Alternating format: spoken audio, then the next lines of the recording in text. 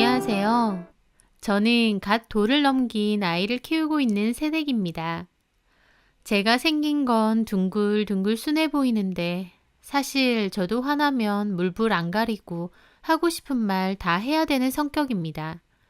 뒤에선 앵가슴 앓지 말고 하고 싶은 말은 앞에다 해야 뒤탈이 없다는 주의죠. 사람 봐가면서 그런 건 아니고요. 회사 다닐 때도 상사한테 해야 될 말 있으면 다 하는 스타일이었습니다. 어쨌든 저는 남편과의 연애 끝에 결혼을 하게 되었는데 어머님이 몇 년 전 돌아가셔서 아버님만 혼자 사세요. 갑자기 혼자 된 아버님이 안쓰럽기도 하고 예전에 돌아가셨던 저희 아빠 생각도 나서 남편이 없어도 한 번씩 찾아뵙고 아이도 보여드리고 말벗도 해드려요. 반찬 같은 것도 만들어서 드리곤 하고요. 사실 남편도 없이 아버님 혼자 사는 집에 아기만 데리고 간다는 거 주변에선 보통 정성이 아니라고 하시더라고요. 저도 그렇게 생각하고요. 딱히 결혼할 때 도움받은 것도 없고 앞으로 받을 것도 없지만요. 그런 게 아니더라도 결혼했고 이제 가족이 되었으니 아버님한테 잘해야 된다라는 기본적인 생각이 있었던 거죠. 그런데 저희 아버님 한 번씩 좀 어이없는 소리 잘하십니다.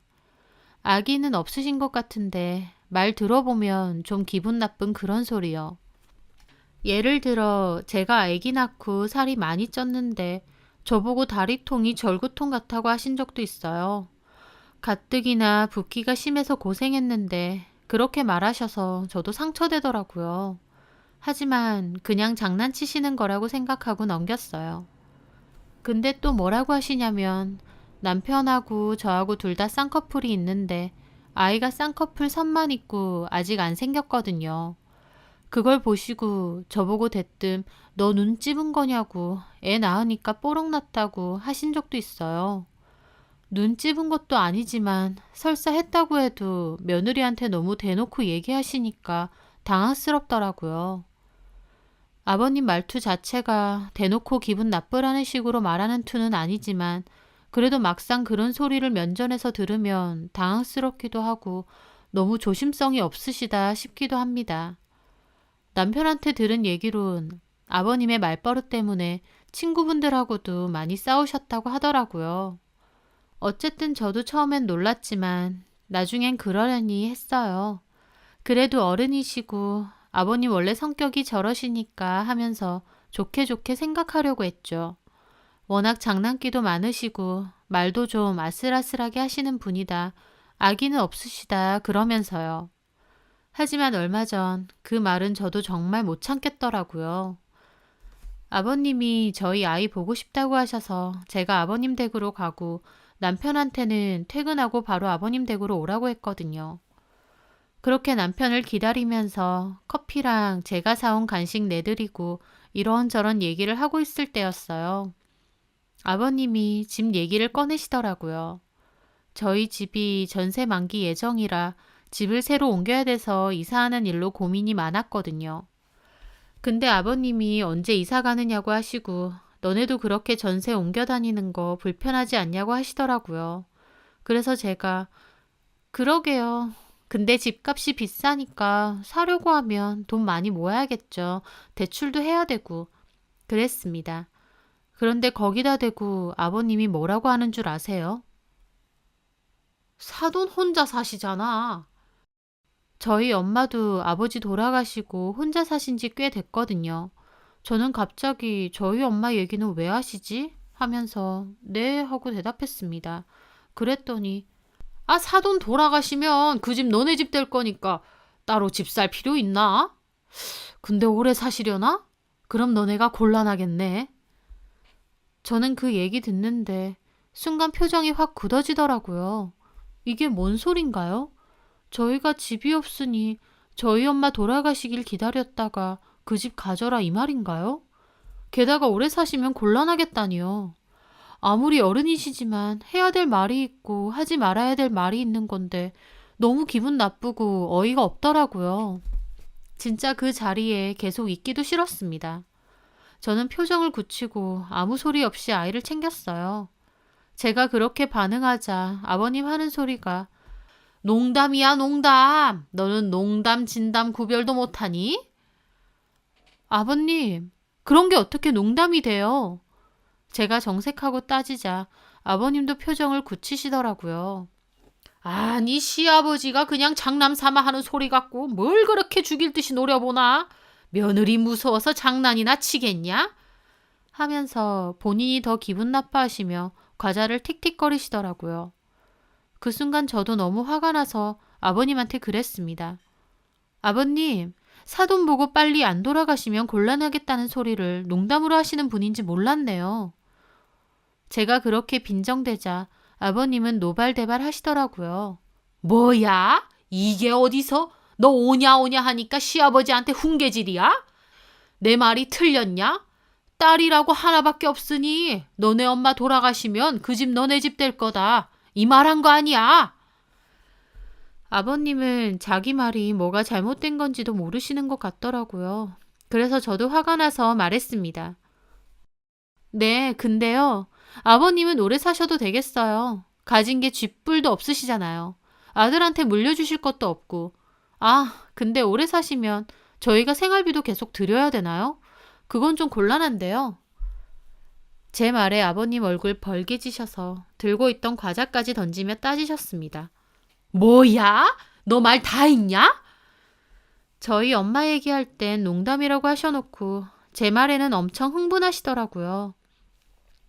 저는 아버님이 소리 지르는 바람에 우는 아이를 안아들고 그대로 집 밖으로 나왔습니다. 그때부터 아버님 저한테 전화 엄청나게 해대더라고요. 제가 전화를 안 받으니까 문자까지 옵니다. 너같이 되바라진 며느리는 필요 없으니 내 아들하고 이혼해라 이렇게요. 이혼하라고 하면 누가 무섭나요? 저는 그 길로 짐 챙겨서 친정으로 갔어요. 그리고 남편한테 아버님이 보낸 문자들 싹 전달해서 보내줬죠. 솔직히 그땐 남편 얼굴도 보기 싫더라고요. 자기 아버지 편만 들면서 저한테 사과하라고 할 것 같고요. 저도 웬만한 소리면 좋게 넘어가죠. 하지만 가만히 있는 저희 엄마, 그것도 빨리 안 돌아가시면 곤란하겠네 어쩌네 소리까지 하는데 이걸 누가 참나요? 참으면 그게 바보인 거죠. 남편은 왜 그러냐고 연락 왔고 저는 아버님이 저한테 한 말, 그리고 제가 아버님에게 한 말도 그대로 다 전해주었습니다. 남편은 그날 무슨 일이 있는지 모른 채 퇴근하고 바로 아버님네로 갔는데 아버님이 노발대발하시며 며느리가 자기한테 막말하고 나갔다고 괘씸하다며 욕을 하셨대요. 제 자초지종을 들은 남편은 저한테 일단 만나자고 하고 친정 앞으로 찾아왔더라고요. 아기는 엄마한테 맡기고 잠깐 나가서 남편과 얘기를 했습니다. 남편은 자기가 미안하다고 사과하더라고요. 자기가 들어도 아버지가 하신 말은 너무 심했다면서요. 저는 단호하게 말했습니다. 아무리 시아버지고 어른이시라고 해도 잘못하신 건 잘못하신 거다. 잘못을 인정하시고 사과하시면 나도 막말로 대받아친 거 사과드리고 다시 찾아뵐 거다. 그게 아니면 나도 앞으로는 아버님 찾아뵐 생각 전혀 없다. 그렇게요. 남편은 아버지 성격에 절대 사과하실 분 아니라고 하며 곤란해 하더라고요. 어쨌든 남편은 자기가 미안하다고 대신 사과도 했고 아버지 성격이 원래 그렇다 보니 실수하신 것 같다고 안 찾아뵈도 되는데 그래도 이해는 조금 해달라고 하더라고요. 그 일 이후 저는 더 이상 아버님을 보지 않고 있습니다. 당연히 사과는 없었고 오히려 아버님은 시아버지한테 저런 소리 하는 며느리가 어딨냐고 나서서 이혼하라고 남편한테 그러셨대요. 자기 기분 나쁘다고 아들한테 이혼하라고 하는 아버지가 바로 저희 시아버지십니다. 하지만 남편도 그런 말은 아버지가 심한 거라고 따지면서 자기가 이혼을 왜 하냐고 그랬대요. 아버님은 남편한테도 꼴보기 싫다고 하셨다가 남편이 겨우 풀어드렸다고 하더라고요. 그 전까진 따로 남편이 말하지 않아도 제가 나서서 아버님 챙기고 찾아뵀었어요. 남편도 그런 걸 너무 고마워했고요. 하지만 앞으로는 그럴 일 없습니다. 내가 사랑하는 남편의 아버지니까 좋은 마음으로 대하고 찾아뵀던 건데 며느리를 뭘로 생각하셨기에 저런 소리를 듣고도 제가 웃어넘길 거라고 생각하셨는지 모르겠네요. 그 후 남편만 한 번씩 아이를 데리고 아버님 댁에 찾아갑니다. 생각지도 못한 일로 아버님과의 골이 생겼지만 제가 한 일에 대해서 잘못했다고 생각하진 않습니다. 아버님 당신도 심하게 말하면서 그걸 농담으로 왜 못 받아들이냐고 하시는데 그러면 제가 하는 말도 농담으로 받아들이셔야 되는 거 아닌가요? 앞으로 어떻게 될지는 모르지만 어쨌든 아버님도 잘못을 인정하지 않으시면 저도 더 이상 뵐 일은 없을 것 같아요. 외로우실까봐 종종 찾아뵙고 음식 해드리고 말벗도 해드렸는데 그냥 저도 저희 엄마한테나 잘하고 살려고 합니다. 제 사연 들어주셔서 감사합니다.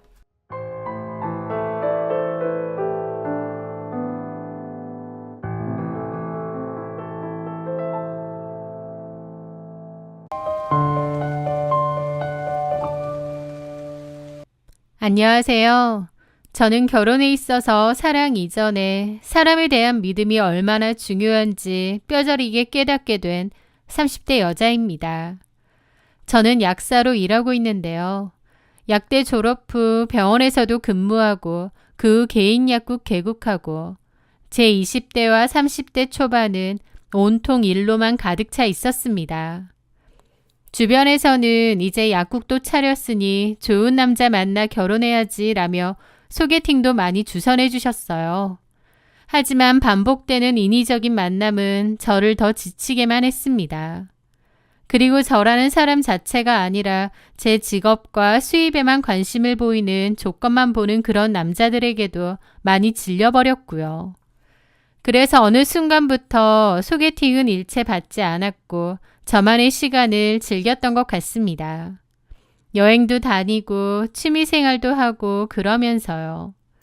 그러던 어느 날 저는 휴가를 맞이해 힐링을 좀 하고 싶어 홀로 제주도로 떠났습니다. 그리고 정말 우연히 제 인생에서 한 남자를 만나게 되었습니다. 힐링을 목적으로 간 여행이었기에 인적이 다소 드문 곳에 숙소를 정했고 그 근처를 산책하거나 걸으며 혼자만의 시간을 가졌어요.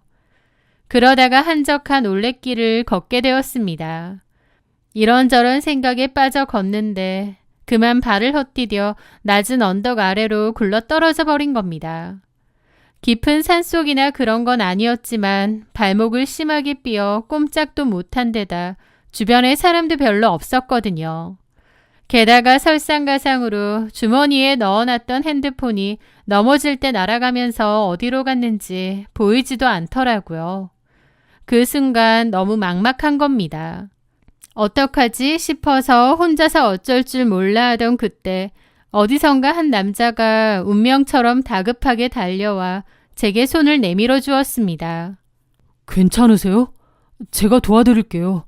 누구세요? 저는 순간적인 경계가 확 몰려왔습니다. 그 남자는 침착하게 설명을 하더라고요. 아, 놀라지 마세요. 저도 여기 둘레길 지나가던 관광객입니다. 저 멀리서 보니까 넘어지면서 다치신 것 같더라고요. 119에 신고할까요? 네, 부탁 좀 드릴게요. 핸드폰도 어디 갔는지 안 보이고. 예, 잠시만 기다리세요. 그 남자는 바로 구급차를 불러주었습니다. 그리고 구급차가 들어오기 힘든 곳이다 보니 저를 업고 길가까지 내려다 주기도 했습니다. 처음 보는 사람을 이렇게까지 도와주니 너무 고맙더라고요. 그리고 그는 구급차가 올 때까지 같이 기다려주고 구급차 오고 나선 상황도 저 대신 설명해 주었습니다. 저는 고마워서 연락처라도 적어달라고 나중에 꼭 사례라도 하겠다고 했습니다. 그랬더니 그 남자는 아닙니다. 사례는 됐고 괜찮으신지 연락은 한번 주세요. 고맙습니다.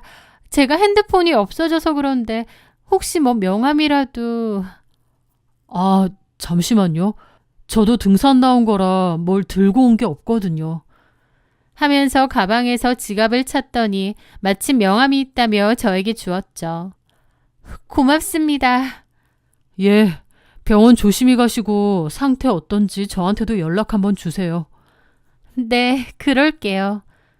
그때는 경황이 없었는데 나중에 명함을 보니 그 남자는 유명한 온라인 패션 브랜드를 운영하는 대표더라고요. 그 후 저는 그 남자에게 연락을 했습니다. 덕분에 병원 치료도 빨리 받을 수 있었다고, 너무 고맙다고요. 그렇게 시작된 저희의 인연은 마치 운명 같기도 했습니다. 그는 잘 나가는 회사를 운영하는 대표였는데도 허세를 부리거나 잘난 척하는 모습이 없었습니다. 오히려 수더분하고 소탈하고 그런 사람이었죠. 저는 그런 그의 모습에 점점 더 매력을 느끼고 깊이 빠져들었습니다. 여러 번의 데이트 끝에 그는 한강이 보이는 벤치에 앉아 제게 결혼을 전제로 만나고 싶다고 고백했습니다. 지수 씨도 많이 노력하고 산 만큼 저도 이 브랜드를 만들기 위해 정말 노력 많이 했거든요. 꼭 아무도 없는 어두운 터널을 오랫동안 걷는 것처럼요. 서로의 가장 힘든 시간을 알아봐주고 보듬어 줄 수 있는 사람, 그런 사람이 서로에게 되어주면 어떨까요? 우리 결혼해서 행복하게 살아요. 그의 진심 어린 고백에 저는 망설일 이유가 없었습니다. 그렇게 저희는 세상에서 가장 행복한 부부가 될 준비를 시작했죠. 그런데 문제는 그의 집안이었습니다. 어느 날 그가 저희 집 앞에 찾아왔는데 평소와 달리 어두운 표정이었죠. 오빠, 무슨 일 있어? 표정이 왜 그래? 엄마랑 형 만나고 오는 길인데 실은 결혼 반대가 너무 심하네. 저는 저를 반대하신다는 말에 가슴이 철렁하고 또 의아하기도 했습니다. 제 직업 정도면 사회적으로도 인정받는 직업이었고 딱히 제가 부족하거나 크게 모난 건 없다고 생각했는데 결혼 반대를 하신다니까요. 왜 반대하시는데? 내가 마음에 안 드시는 거야? 아니야, 당신을 본 적도 없는데 어떻게 그래. 그게 아니라 우리 집 문제야. 사실 형은 내가 지금 사업에 더 집중해야 할 때라고 하고 엄마도 아직 내가 결혼하는 게 싫으신가 봐. 이건 절대 자기 문제가 아니라 우리 집 문제일 뿐이야. 그리고 내가 해결할 수 있어. 남친은 몇 번이나 제 잘못이 아니고 자기 집안의 문제라고 했지만 저는 찜찜했습니다. 꼭 저 때문에 결혼 반대를 하는 것 같았거든요. 하지만 그는 그런 제 마음을 읽었는지 다시 말을 했습니다. 실은 우리 엄마랑 형이 좀 유별나. 근데 솔직히 우리 결혼에 다른 사람 의견 다 필요 없다고 생각해. 나는 무슨 일이 있어도 결혼할 거거든. 엄마가 반대하든 형이 반대하든 그런 거 상관없어. 나는 자기가 좋고 자기랑 결혼할 거고 절대 그 마음은 변하지 않아. 약속해. 그러니까 조금만 기다려줘. 내가 설득할 수 있으니까. 그의 단단한 눈빛과 진심 어린 약속에 저는 불안감을 떨쳐낼 수 있었습니다.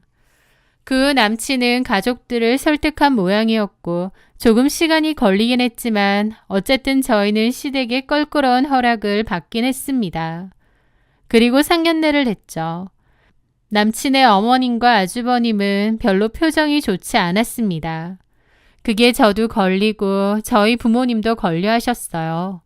하지만 남친은 엄마가 원래 표정이 없다, 형도 그렇다, 그리고 결혼해서 문제가 생기면 자기가 다 해결할 거다, 그러니 걱정하지 말라며 저를 안심시키려 했습니다.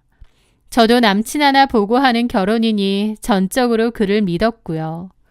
그렇게 모든 결혼 준비가 끝이 나고 결혼식을 올렸습니다. 물론 결혼식까지도 시어머니와 아주버님의 표정은 어두웠지만 그래도 괜찮았어요. 저는 제 옆에서 환하게 웃고 있는 남편의 얼굴만 보려 애썼습니다. 그때까지만 해도 결혼에 꼴이 냈으니 모든 게 다 해결됐다고 생각했습니다. 듬직하고 멋진 남편을 동반자로 얻었으니 행복하고 재미있게 잘 살고 싶었죠. 저희는 식이 끝나고 곧바로 하와이로 신혼여행을 떠났습니다. 하와이의 푸른 하늘 아래서 너무 행복하고 좋았죠. 그렇게 꿈같던 신혼여행을 다녀왔고 한국으로 돌아왔습니다. 좀 피곤했지만 곧바로 시댁에 인사를 드리러 가는 게 예의 같아서 공항에서 바로 시댁으로 갔습니다. 신혼여행은 어땠냐는 어머님의 말씀에 너무 좋고 행복했다고 웃음 지었는데 어쩐지 어머님의 표정이 썩 밝지가 않더라고요. 뭔가 저에게 할 말이 있으신 것 같은데 안 하시는 것 같은 느낌도 들고요. 그러다 남편과 아주버님이 잠깐 자리를 비우게 되었습니다. 아주버님이 차에 대해서 물어볼 게 있다고 잠깐 나오라고 한 거죠. 그렇게 집에는 시어머니와 저 단 둘만 남게 되었습니다. 남편이 나가고 저는 가만히 앉아 있는데 어머님이 갑자기 심각한 표정으로 나간 걸 확인하더니 제 앞에 마주 앉았습니다. 그리고는 제게 아주 나직하고 의미심장한 목소리로 할 말이 있다고 하시는 거예요. 뭔데요, 어머니? 그런데 어머님은 곤란한 표정을 지으시면서 혼잣말로 이걸 말해야 되나 말아야 되나 그러시기도 하는 겁니다. 그 모습에 저는 더 어리둥절했죠. 왜 그러시는데요? 편하게 말씀하세요, 어머님.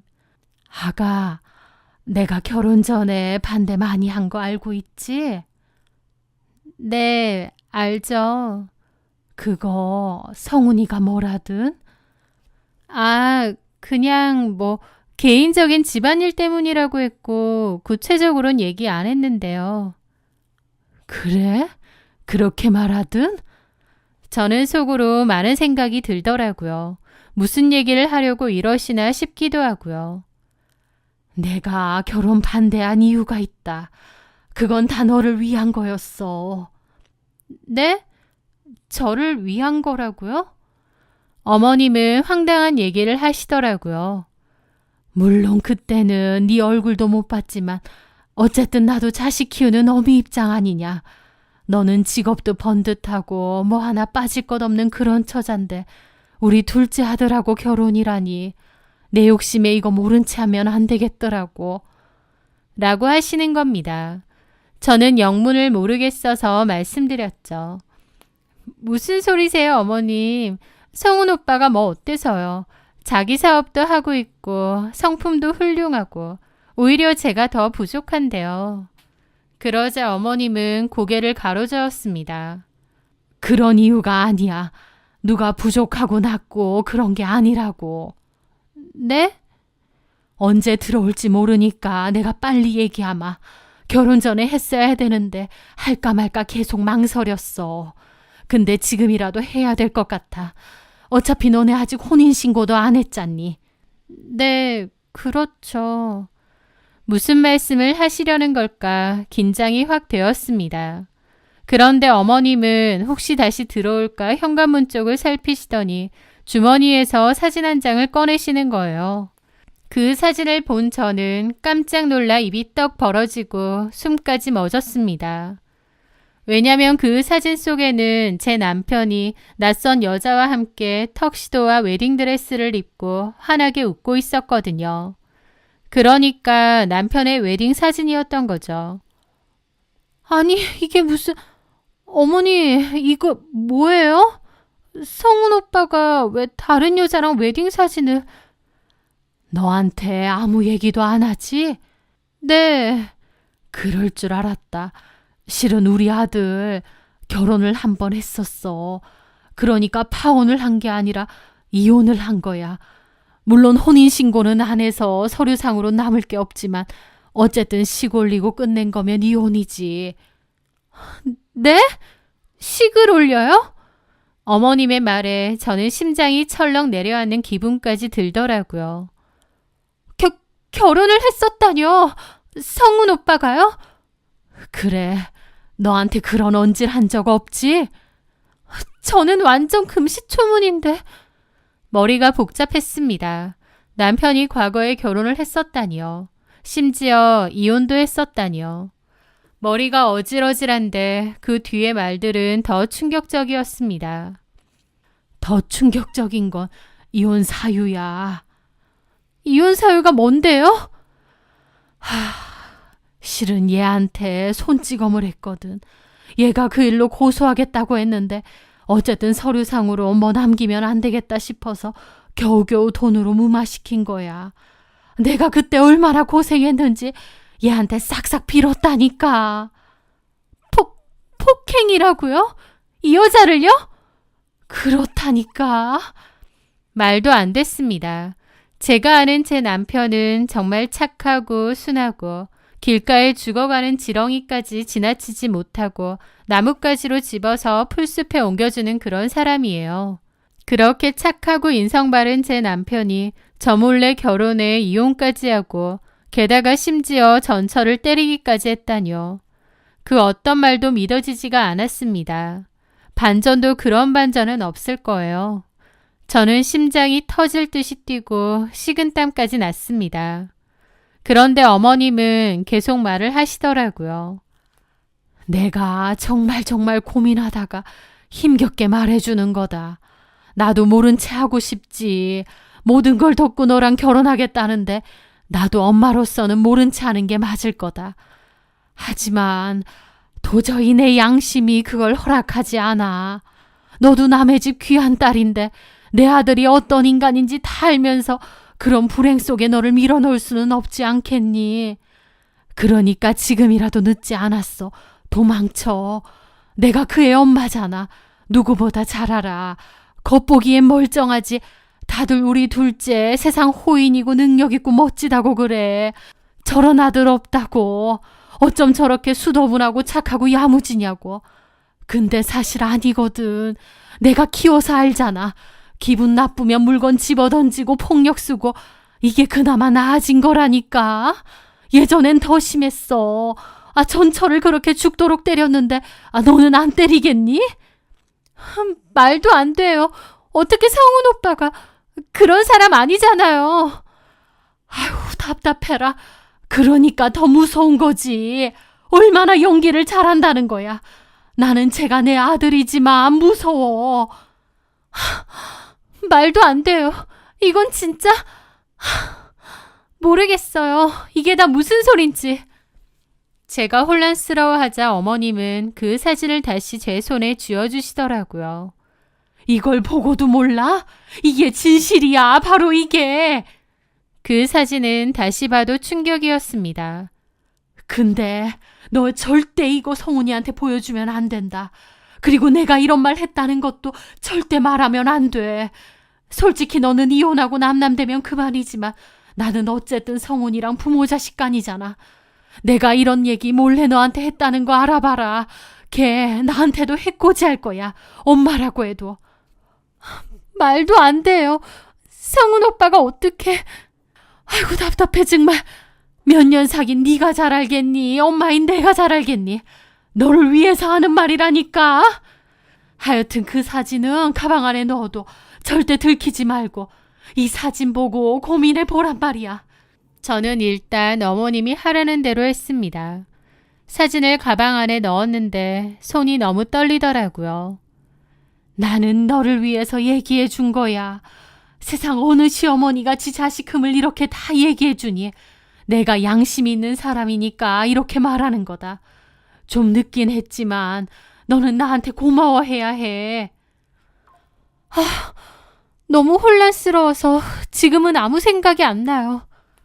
어쨌든 나는 얘기했고 선택은 네가 하는 거다. 네 팔자는 네가 만드는 거야. 내가 이런 말 한 거 절대로 성훈이한테 말해서는 안 돼. 알겠니? 네, 어머님 얘기는 안 할게요. 그래. 그리고 웬만하면 같이 살지 마. 내 자식이지만 쟤는 같이 살 수 있는 인간이 아니야. 그냥 혼자 사는 게 맞아. 여튼 너도 똑똑한 애니까 내 말 무슨 말인지 잘 알 거다. 내가 무슨 심정으로 말했는지도 알 거고 현명하게 판단해. 그리고 이혼할 때는 절대 내 핑계 대지 말고 그냥 성격 차이라던가 하여튼 적당히 둘러대. 괜히 이런 과거 다 안다고 하면 성훈이 쟤 어떻게 폭발할지 몰라. 너도 예전에 걔처럼 때릴지 모르고 우리 집 불이라도 지를지 모른다. 네? 불이요? 그래. 내가 너한테 양심껏 알려준 대가로 우리 집 불이라도 지르면 어떡하니. 그만큼 폭력적이고 무서운 애라니까. 하여튼 잘 생각하고 결정해. 그때 마침 남편이 들어왔습니다. 어머님은 아무 일 없다는 듯 웃으며 남편과 아주버님을 맞이하더라고요. 왔어? 이름 보고 온 거야? 예, 어머니. 형이 차에 뭐 좀 봐달라고. 그랬구나. 하긴 우리 성훈이가 그런 거 잘 알지. 어머님은 일어나려다가 저한테 작게 말하시더라고요. 티내지 마라. 표정 풀고. 하지만 저는 너무 충격이 커서 도저히 표정이 풀리지가 않았습니다. 제가 식은땀을 흘리고 몹시 굳어있자 남편도 놀랐죠. 자기야, 괜찮아? 갑자기 무슨 땀을 이렇게 흘려? 어디 아파? 그러면서 제 이마에 손을 대려는데 저는 너무 놀라 확 뒤로 물러났습니다. 그 모습에 남편도 눈이 동그래졌죠. 남편의 그 얼굴이 제가 아는 사람이 아닌 것처럼 낯설고 무섭더라고요. 왜 그래? 아니, 피곤해가지고 갑자기 몸살이... 몸살이? 아유, 신혼여행 갔다가 와가지고 힘든가 보네. 그만하고 얼른 집에 가서 쉬어. 새하기 힘들겠다. 그래야겠어요. 자기야, 일어나자. 그렇게 집으로 돌아가는 길 저는 너무나 혼란스러웠습니다. 남편은 제가 걱정된다며 자꾸 저를 살폈지만 어쩐지 남편이 낯설고 무서워서 그 공간이 너무 불편해지더라고요. 저를 속이고 과거에 결혼도 했었고 심지어 그 여자를 죽도록 때렸다니 너무 섬뜩하고 무섭고 믿기지가 않았죠. 집에 오자마자 저는 몸이 좀 안 좋다고 방으로 들어가 쉬었습니다. 그리고 아까 어머님이 하신 얘기를 곰곰이 돌아봤습니다. 어머님이 자기 아들에 대해 저렇게까지 말할 정도면 남편이 저에게 철저히 숨기고 있는 진짜 모습은 얼마나 끔찍할지. 그 후 저는 엄마가 편찮으시다는 핑계를 대고 친정에 가서 지냈습니다. 저에게는 고민할 시간이 필요했으니까요. 그러면서 어머님의 말을 생각하고 또 생각했죠. 어머님이 주신 사진도 다시 보고요. 말도 안 된다는 생각이 들면서도 그 사진이 증거였습니다. 남편은 전화가 자꾸 왔고 어머님 어떠시냐 나는 안 가도 되느냐 했는데 저는 이런저런 핑계를 대며 남편을 만나지도 않았습니다. 제 머릿속은 온통 지옥이었습니다. 제가 알던 그 다정다감하고 착한 남자와 아내를 폭행하고 이혼당했다는 악마의 모습이라니요. 게다가 저를 속이기까지 했고요. 당장이라도 남편에게 따질까 싶으면서도 저를 위해 얘기해준 어머님을 생각하자면 절대 말하면 안 됐습니다. 어머님이 곤란해지실 테니까요. 어머님이 거짓말을 하신 건가 싶으면서도 제 손에는 명백한 증거 사진이 있었고 그런데 아무리 생각해도 제가 아는 남편은 그럴 사람이 아닌 것 같고 이걸 대놓고 물어볼 수도 없고 진짜 미치겠더라고요. 그런데 제가 의도적으로 남편을 피하니까 결국 남편이 약국을 찾아왔습니다. 그리고 도대체 뭐 때문에 이러느냐고 자기가 뭘 잘못했느냐고 묻더군요. 남편도 이런 식이면 어떻게 앞으로 같이 사느냐고 자기한테 왜 이러냐고 따졌습니다. 남편도 제가 자꾸 피하니 너무 힘들었다고 하면서요. 그런데 남편의 그 말을 들으니 저도 울분에 찼습니다. 당신이 나만큼 힘들어? 내가 누구 때문에 이러고 있는데 이게 다 당신 거짓말 때문이잖아. 저는 결국 지르고 말았습니다. 그런데 남편이 황당한 표정을 짓더라고요. 그게 무슨 말이야? 내가 뭘 거짓말을 해? 저는 가방 안에서 남편의 웨딩 사진을 꺼냈습니다. 그리고 내밀면서 말했죠. 내가 오빠가 뭔가 수상해서 심부름센터에 의뢰했어. 그랬더니 당신 과거에 결혼했었다고 이런 걸 주더라. 어디 해명해봐. 저는 어머님 얘기는 절대 하지 않고 심부름센터에 의뢰했다고 거짓말을 했습니다. 그런데 그 사진을 보는 남편은 너무 어처구니 없는 표정을 짓더라고요. 이게 뭐야? 이 여자는 또 누구고? 뭐라고? 오빠 진짜 미쳤어? 오빠랑 결혼한 여자도 몰라? 내가 결혼을 했다니. 잡아댈 생각하지 마. 여기 사진도 있잖아. 무슨 말도 안 되는. 이걸 심부름센터에서 줬다고? 그 심부름센터 어디야? 지금 당장 가. 못 가. 어떻게 가? 왜 못 가? 나는 결혼한 적도 없고 이런 여자 알지도 못하는데. 이 말도 안 되는 사진은 뭐냐고. 거기 어디야? 너 사기당한 거야. 지금 당장 가자. 아니면 경찰서 가던지. 이거 딱 봐도 포토샵으로 합성한 것 같은데. 나 이거 절대 가만 안 있어. 합성? 그래. 난 이런 여자 알지도 못해. 그리고 내가 무슨 결혼을 해. 남편의 말에 저는 의아해서 사진을 다시 봤습니다. 그럴듯하긴 했지만 얘기를 듣고 나니 엄청 그럴듯한 합성 같기도 했어요. 왜냐면 얼굴은 남편이지만 몸이 남편의 몸 같지가 않았거든요. 남편은 자꾸 경찰서 가보자고 제가 사기를 당한 것 같다고 하길래 결국 저는 말했습니다. 사실은 심부름센터가 아니라 아니면 어머님이 주셨는데. 뭐라고? 우리 엄마? 남편은 처음에는 당황했습니다. 그러더니 잠시 후 분노로 얼굴이 일그러지더라고요. 정확히는 분노라기보다 배신감에 가까운 얼굴이었습니다. 엄마가 이런 걸 자기한테 줬다고? 뭐라고 하면서? 저는 결국 어머님이 그날 저에게 한 얘기를 다 했습니다. 듣고 있던 남편은 믿을 수 없는 표정이더라고요. 한참이나 멍하던 남편은 기가 막히다는 듯이 헛웃음을 터뜨리는 거예요. 그 모습은 자신의 과거가 까발려져서 화가 난 모습이 아니라 어머님에게 배신감을 느끼는 모습이었습니다. 오빠. 진짜 미쳤구나. 두 사람 다 이런 짓까지 저지르고. 그러더니 남편은 화가 나서 저보고 지금 당장 시댁으로 가자고 했습니다. 지금? 그래, 내가 가서 다 보여줄게. 진짜 진실이 뭔지. 지금 가. 나도 더 이상은 못 참겠어. 그렇게 저는 엉겁결에 남편을 따라 시댁에 가게 되었습니다. 가는 동안 남편은 참담한 기분으로 저에게 말하지 않았던 진짜 가정사를 털어놓기 시작했습니다. 그 이야기를 하는 남편의 얼굴에는 가족에 대한 깊은 환멸과 분노가 가득했죠. 알고 보니 어머님은 남편의 친엄마가 아니라고 했습니다. 남편이 6살 때 돌아가신 시아버지와 재혼한 계모였고 아주버님은 그때 데리고 온 의붓 형이었던 겁니다. 사실 커오는 동안은 크게 문제가 없었고 남편에게도 계모가 아닌 그냥 엄마 같은 존재였다고 했어요. 형이랑 약간의 차별은 있었지만 크게 마음에 담아둘 정도는 아니었기에 무난하게 잘 지냈다고 했습니다. 문제는 아버님이 돌아가신 후 가세가 기울면서부터였다고 했습니다. 집안 형편이 급격하게 어려워졌죠.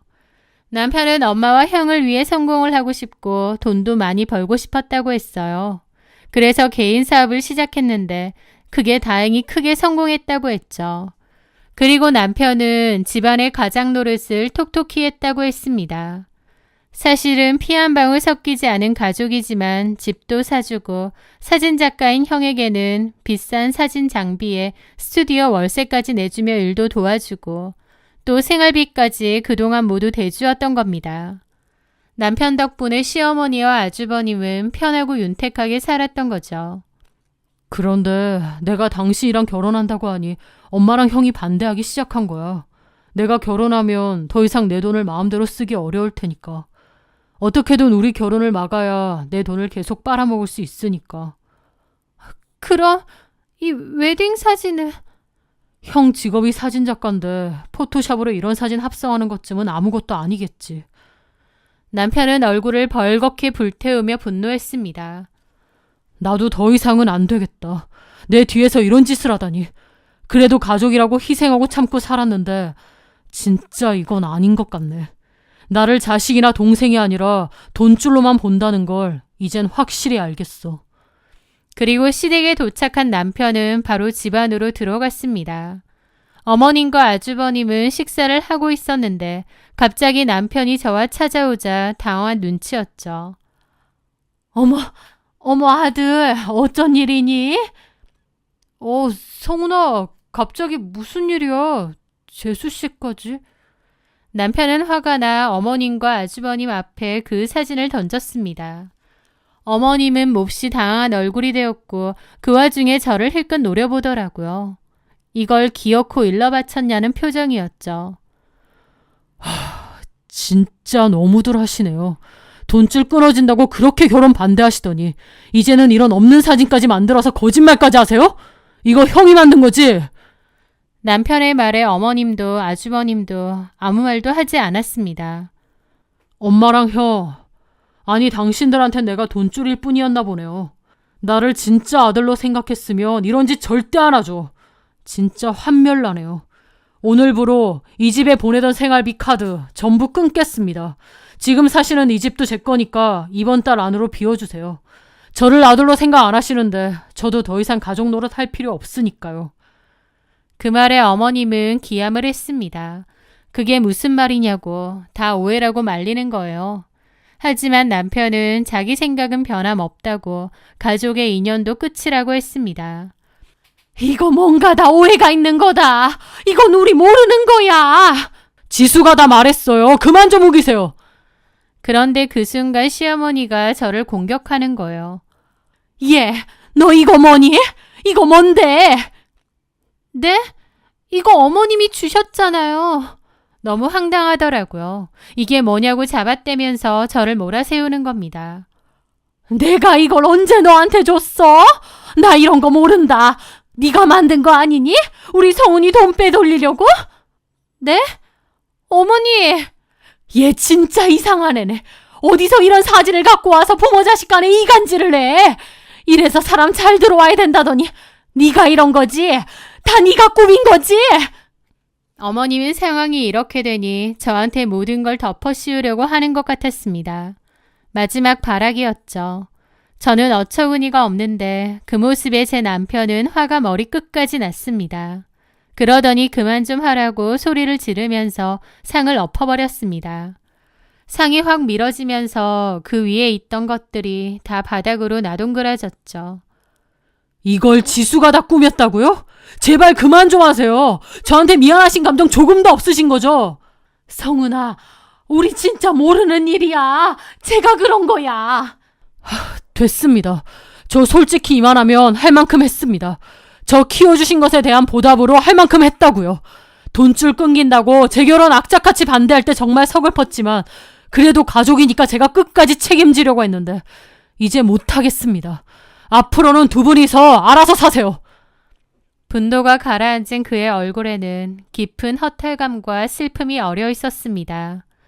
남편은 제 손을 잡고 그곳을 나갔고 등 뒤에선 아주버님이 어머님더러 그러게 내가 이건 하지 말자고 안 했느냐고 어쩔 거냐고 소리를 지르는 게 들리더라고요.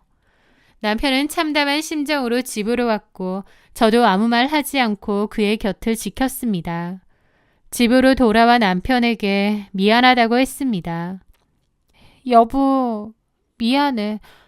나는 당신이 나를 속이는 건가 했는데.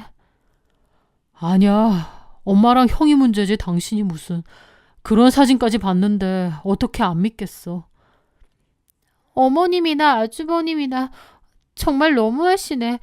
결혼 반대했던 것도 그런 이유였던 거야?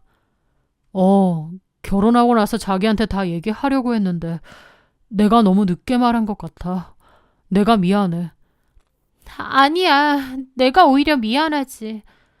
저는 남편이 안쓰러워 안아주었고 남편도 뜨거운 눈물을 흘렸습니다. 가족에 대한 상처와 함께 허탈함 그리고 드디어 모든 게 끝났다는 해방감의 눈물이었겠죠.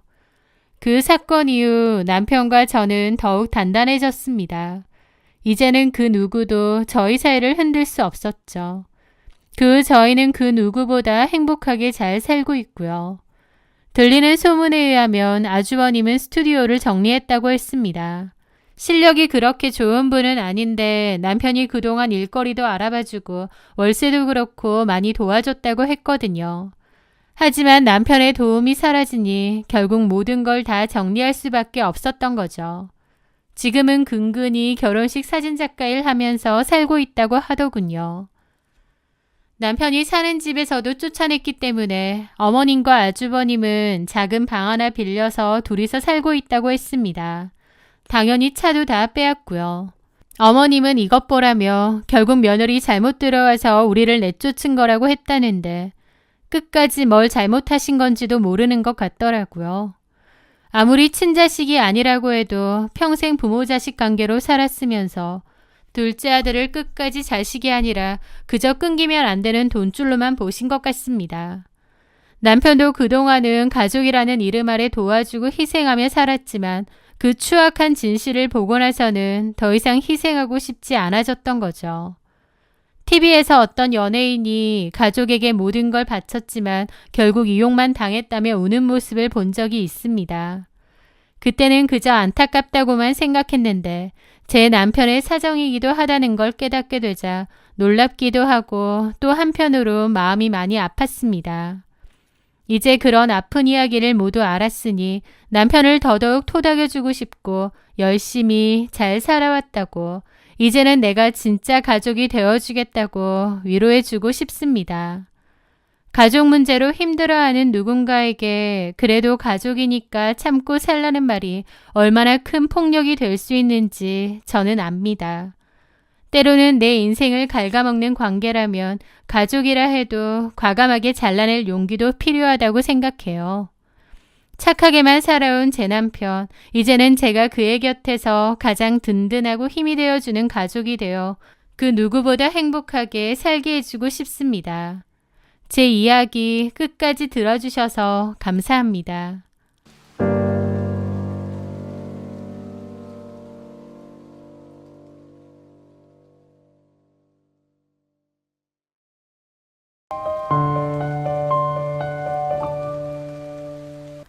안녕하세요. 저는 결혼 5년 차에 접어든 30대 후반 여자입니다. 무언가를 너무 간절하고 절박하게 바라면 도리어 안 된다던데 그게 무슨 말인지 너무 잘 알 것 같습니다. 저는 결혼 초반부터 아이를 원했지만 번번이 실패했거든요. 30대 초반에 결혼을 했는데 이른 건 아니었지만 그렇다고 많이 늦었다고 생각하지도 않았어요. 요즘은 결혼도 다들 늦게 하는 추세고 초산도 다들 늦는 편이잖아요. 그래서 저도 괜찮을 거라 생각했습니다. 또 남편 나이가 저랑 동갑인데 남자 나이 30대 초반이면 그렇게 많은 편도 아니고요. 건강상 문제도 없었고 매년 국가검진이나 산부인과 검진도 꼬박꼬박 받았습니다. 그래서 아이가 그토록 안 생길 거라곤 예상 못했던 것 같아요. 결혼하고 딱 6개월 정도 신혼생활 즐기고 바로 아이를 갖자고 했고 6개월 기간이 끝나자마자 더 이상 피임은 하지 않았습니다. 그런데 아이는 쉽게 안 들어서더라고요. 요즘은 자연임신이 잘 안 되는 경우가 많다고 하니 초반에는 심각하게 생각하지 않았습니다. 제가 좀 노력하면 금방 생길 거라 생각했어요. 주변에서 여러 조언도 들었고 가임기 계산도 하고 배란 테스트기도 써보고 다양한 방법을 시도해봤죠. 그렇게 하면 아이가 생길 줄 알았는데 결론적으로 임신은 잘 되지 않았습니다. 그제 알겠더군요. 연애도 오래 했고 저희 딴에는 피임을 잘 한 줄 알았는데 그게 아니라 애초에 남편 혹은 저에게 문제가 있었고 임신이 어려운 상태였다는 걸요. 매달 임신을 바랐지만 생리가 나오면 얼마나 마음이 허무하고 슬펐는지 모릅니다. 이번 달도 실패구나, 이번 달도 안 됐구나 하고 말이죠. 생각 이상으로 아이를 원하는데 가지지 못하는 건 꽤 힘든 일이더라고요. 그리고 시간이 갈수록 한 살 한 살 먹을수록 초조해지기 시작했습니다. 그래서 남편과의 상의 끝에 난임센터에서 검사도 했어요. 저는 큰 문제가 없는데 남편의 정자질이 몹시 안 좋다고 하더라고요. 평소 운동도 열심히 하고 몸 관리도 잘하던 사람인데 정자에 문제가 있다고 해서 꽤 놀랐죠. 남편도 놀란 듯 하고요. 그 후 좀 더 적극적으로 임신을 하기 위해 노력했습니다. 배란 유도제를 먹고 난포 주사도 맞으며 아이를 가지려고 노력했고 막판에는 시험관까지도 여러 번 시도해봤죠. 그 과정은 제 상상 이상으로 힘들고 지치고 고됐습니다. 하지만 그렇게 나름 노력을 했는데도 임신 테스트기에서 한 줄이 나오면 극도의 우울감까지 찾아오더라고요. 4년 가까이 그 짓을 반복했고 반복된 시술로 인해 몸이 좀 안 좋아져서 시험과 시도는 일단 중지하게 되었습니다. 그맘때 남편이 진지하게 그러더군요. 이렇게 몇 번 더 시도해보고 안 되면 포기하자고요. 제가 너무 힘들 것 같고 제 몸에도 안 좋을 것 같다면서요. 그러면서 하는 소리가 아이가 안 생기면 그냥 우리끼리 재미있게 살자고 하더군요. 남편도 말은 그렇게 했지만 아이를 워낙 좋아했고 자식 욕심이 있는 사람이란 걸 알았기에 안타까웠어요. 물론 저도 말은 그러자고 했습니다.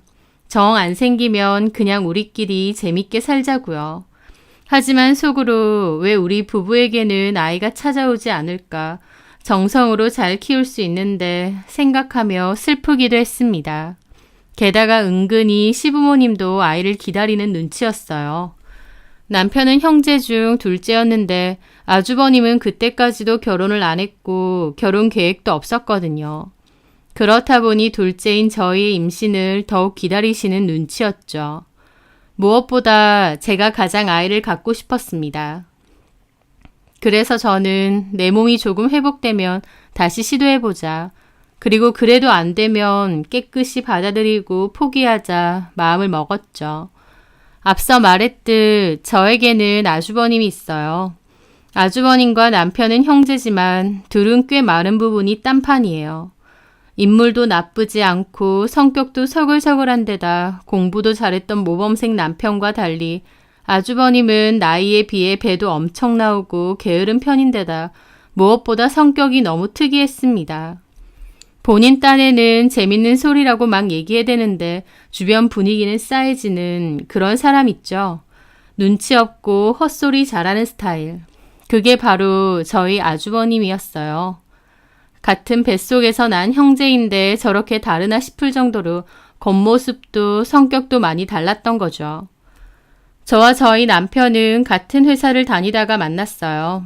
대기업 식품회사였고 같은 부서의 동기로 입사했다가 친해졌고 교제하다가 결혼까지 한 케이스였죠. 남편은 학교도 좋은 데 나오고 운동도 잘하는 편인데다 사회성도 좋아서 살면서 부모님 속 썩이는 일이 없었어요.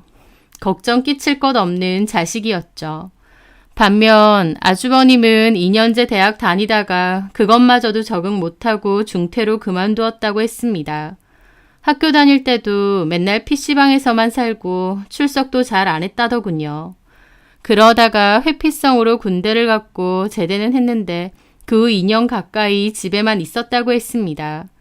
천성이 좀 게으르고 의욕이 없다고 했고 집에서 지내면서 게임하고 부모님한테 용돈 타쓰고 계획도 없고 그냥 되는 대로 살았다고 하더라고요. 시부모님이 아주버님 때문에 울기도 많이 울고 네 밥벌이만이라도 제발 하고 살아라 부탁하고 그랬대요. 아주버님은 시큰둥해하면서 도리어 어머님 아버님더러 낳았으면 책임지라는 소리까지 했답니다. 뻔뻔하고 노답이었던 거죠. 그러던 아주버님이 어느 날 가게 하나만 차려달라고 그러면 그거 운영하면서 지내겠다고 했대요. 시부모님은 의욕 없는 첫째 아들이 뭐라도 한다고 하니 냉큼 프랜차이즈 카페 하나를 차려주셨다고 했습니다. 물론 그 카페마저도 주로 직원이 운영하고 아주버님은 근처 당구장이나 PC방에 잘 가 있는다곤 했습니다. 가게 운영은 나 몰라라 한다고요. 그런데 카페 목은 좋은지 카페 수익이 나쁘지 않다고 했습니다. 아주버님이 적극적으로 운영을 안 해도 어련히 장사가 잘 되는 곳이었죠. 아주버님 대신 일해주는 직원도 열심히 하고요. 하여튼 아주버님은 집에서 부모님 등골 빼먹는 백수였다가 어쨌든 프랜차이즈 카페 사장님이 되었으니 시부모님도 만족하시는 듯 했어요. 그 정도로 남편과 아주버님은 극과 극의 형제였습니다.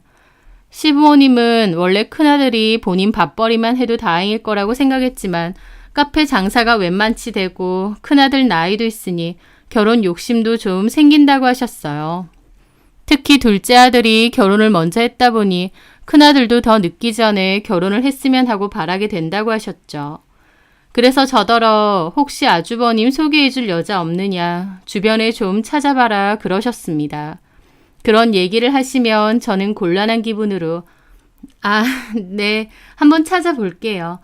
어머님, 근데 기대는 하지 마세요. 제 주변에 결혼할 사람은 이미 다 했기도 하고. 어쨌든 너네 아주버님 장가는 좀 보내야 될 거 아니야. 네가 적극적으로 좀 찾아봐. 뭐 회사 동기라던가 아니면 친구들 중에 결혼 안 한 친구들도 있을 거 아니야. 그때 너네 결혼식에서 보니 예쁘고 참한 친구들 꽤 있더만. 어머님이 저에게 그런 얘기를 하시면 그냥 어정쩡하게 대답을 안 했습니다.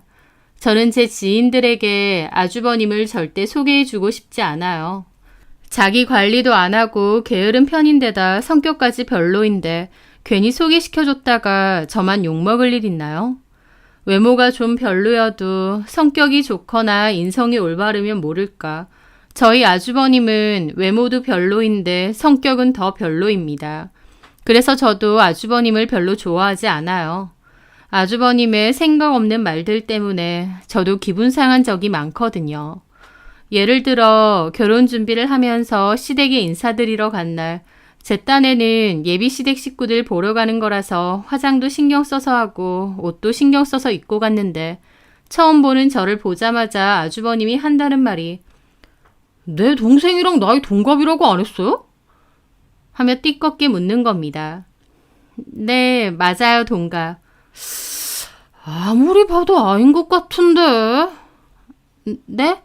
내 동생보다 5살은 나이 많아 보이거든요. 노안인가?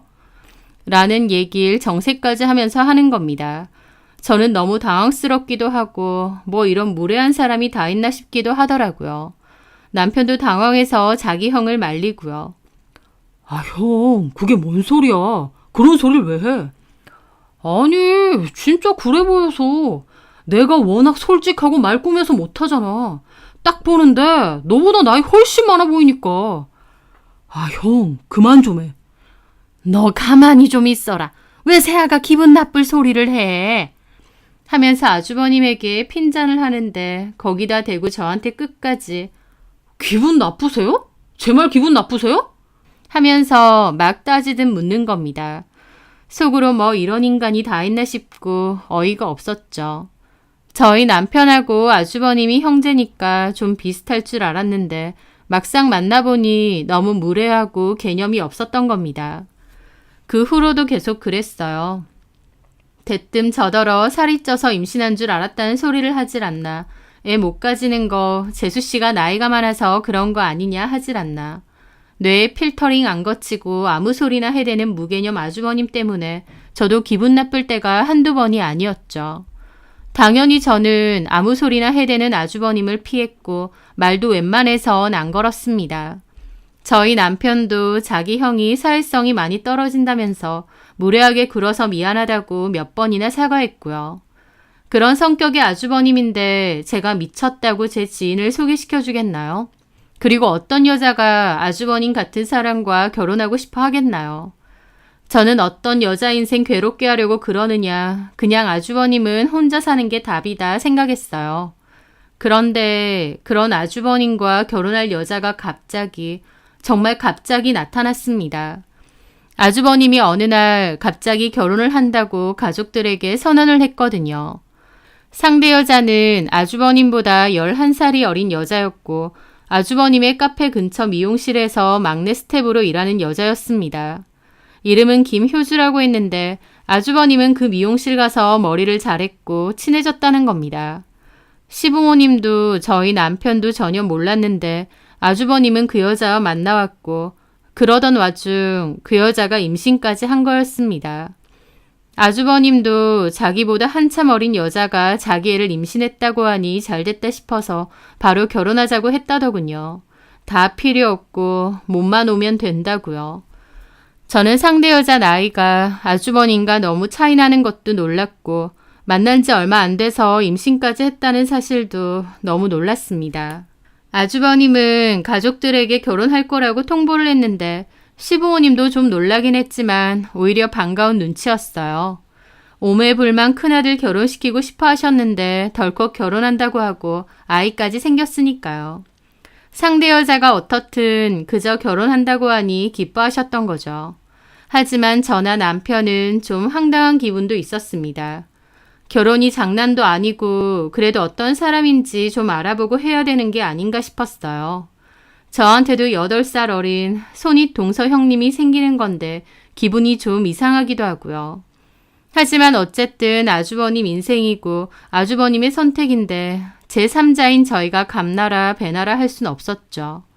그리고 그 후 아주버님은 그 여자를 소개시켜 주겠다고 집에 데리고 온다고 했습니다. 그렇게 약속된 주말에 시댁에 다 모이게 되었습니다. 어머님과 음식 준비도 하고 아주버님과 예비 형님을 기다렸죠. 아주버님과 함께 예비 형님이 들어오는데 단박에 예사롭지 않다는 걸 알겠더군요. 짧은 치마에 어깨가 보이는 블라우스를 입고 들어왔고 머리도 투톤 염색을 했더라고요. 윗부분은 탈색이 되어 있고 밑부분은 핑크색으로요. 저는 연예인 말고 실제로 그런 머리를 한 사람은 처음 봤습니다. 조금 놀랐지만 나이가 어리지. 요즘 MZ들은 저런 스타일도 하겠지 생각했습니다. 시부모님도 놀라셨지만 그래도 티내지 않고 반가워하셨죠. 아주버님과 형님 둘이 들어오는데 무슨 삼촌과 조카 마냥 나이 차이가 극명히 나보여서 더더욱 놀라기도 했어요. 어서 와요. 온다고 고생했어요. 안녕하세요. 우리 부모님이고 내 동생 쳐. 아주버님이 소개했는데 예비 형님이 저를 보자마자 그 몇 년 동안 임신 안 돼서 시험관 한다는? 라고 하는 겁니다. 그날 서로 처음 보는 거고 다짜고짜 그렇게 말하니 저도 너무 놀라고 불쾌했죠. 도대체 아주버님이 내 얘기를 어떻게 했나 싶고요. 그 말에 그토록 무개념이던 아주버님조차도 놀라서 살짝 제 눈치를 보면서 말리더라고요. 내가 전에 가족 얘기하면서 말했더니 야 김효주 그런 얘기를 그렇게 대놓고 하면 어떡해. 너는 개념이 없냐? 생각나서 말한 거야. 그게 기억나는 걸 어떡해. 무개념? 그러는 겁니다. 둘의 대화는 어른들의 대화가 아니라 중학생들이 하는 대화 같더라고요. 시부모님은 앉으라고 했고 식사 자리에 다 둘러 앉았습니다. 효준의 어머님 아버님한테는 인사드렸어? 얘기했는데 저 쫓겨났어요. 오빠랑 결혼한다고 하니 부모님이 집에서 나가래요.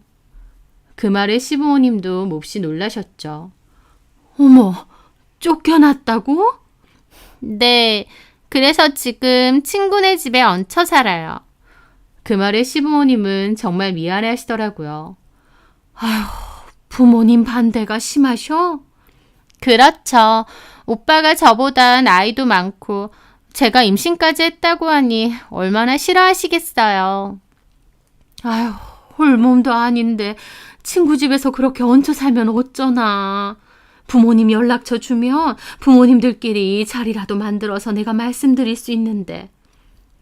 아니요. 엄마가 연락하지 말래요. 오빠랑 헤어질 거 아니면.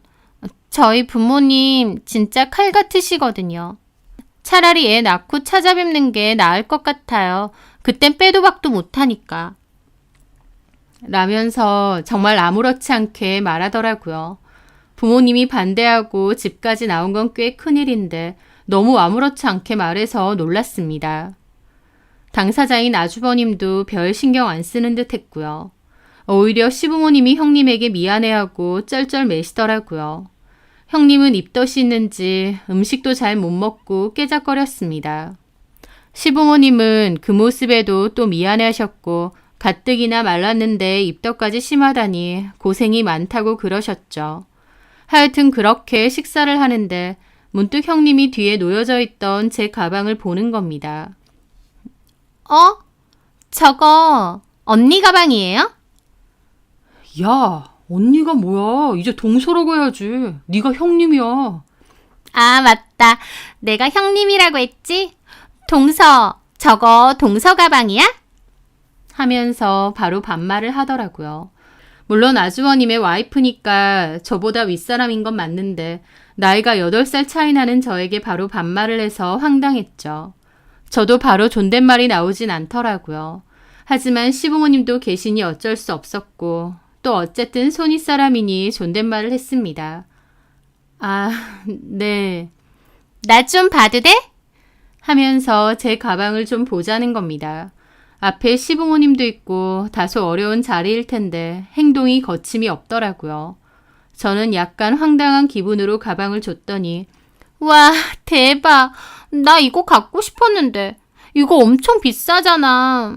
동서 돈 많나 보다. 아니면 오빠네 동생이 돈 많나 봐. 오빠 동생이 아니라 도련님. 아, 도련님은 뭔 도련님이야. 사극 찍어? 야, 아무리 개념이 없어도 호칭을 좀 똑바로 불러라. 형님은 입을 삐죽이며 제 가방을 막 이리저리 둘러보더라고요. 와, 나도 이거 갖고 싶다. 형님의 아나무인 태도에 저도 좀 벙쪘죠.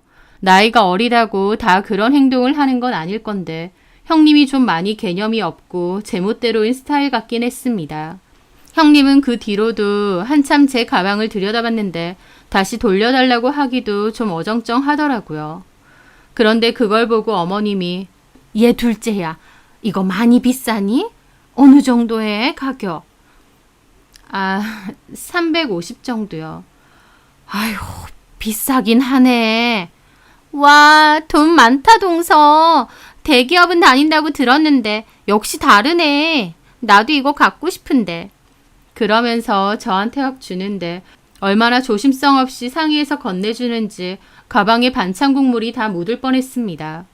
명품이고 아니고 남의 물건을 저렇게 함부로 대한다는 게 너무 어이없었죠. 게다가 초면인데요. 그렇게 황당한 기분으로 식사를 끝냈는데 그래도 음식 준비를 어머님과 제가 했으면 말이라도 설거지라도 할까요 묻던가 음식 치우는 신용이라도 할 텐데 소파로 딱 올라가서 폰을 만지더라고요.